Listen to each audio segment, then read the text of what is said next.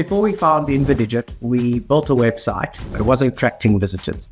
So we had an option. We could either go down the road of SEO or down the road of PPC. And we had a friend introduce us to Infidigit, who used their services.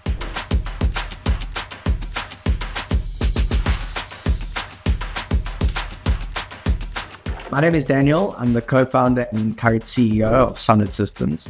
We're a Microsoft hyper-focused MSP based out of Cape Town, South Africa. Our relationship with Infidigit kicked off with a keyword analysis to understand the trends in our industry, to understand what keywords we should be focusing on, and to look at what other competitors were doing in the marketplace. From there, they helped us redevelop or at least change our website to be SEO compliant. I think this is one of the big values of SEO and at Infidigit, the ability to know exactly what technical SEO is and help us implement that within our business. One of the great things about working with Infidigit is their reporting.